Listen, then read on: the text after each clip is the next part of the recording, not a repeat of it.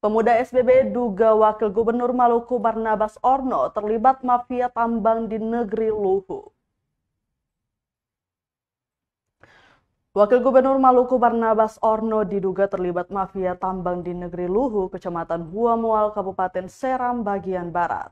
Dugaan ini disampaikan pemuda adat Huamual M. Ali Sunet kepada tribunambon.com pada Senin 3 Oktober 2022. M. Ali Sunet mengatakan dugaan Wakil Gubernur Maluku Barnabas Orno terlibat tambang mafia bukan tanpa alasan. Pasalnya pada Kamis 15 September 2022 sekitar pukul 8 malam lalu, Wakil Gubernur Barnabas Orno mengunjungi Seram bagian Barat secara misterius dan tanpa diberitahukan terlebih dahulu kepada masyarakat. Bahkan dia menduga terpilihnya PLT Negeri Luhu Yusran Payapo termasuk skenario Wagub Orno mendorong kelancaran masuknya perusahaan tambang.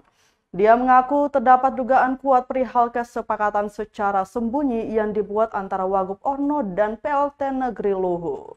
Untuk itu, Tribuners Pemuda Adat Huamual ikut mendesak Komisi Pemberantasan Korupsi atau KPK memeriksa Barnabas Orno atas dugaan gratifikasi, perihal perizinan dan pelepasan hak ulayat.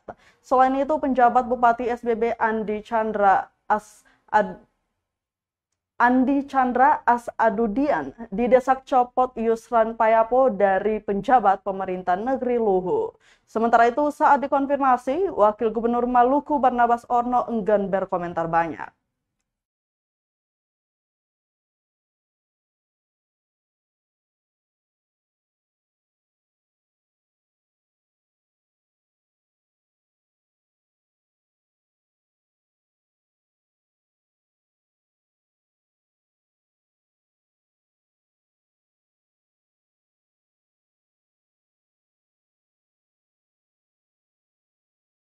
Terima kasih sudah nonton. Jangan lupa like, subscribe, dan share ya.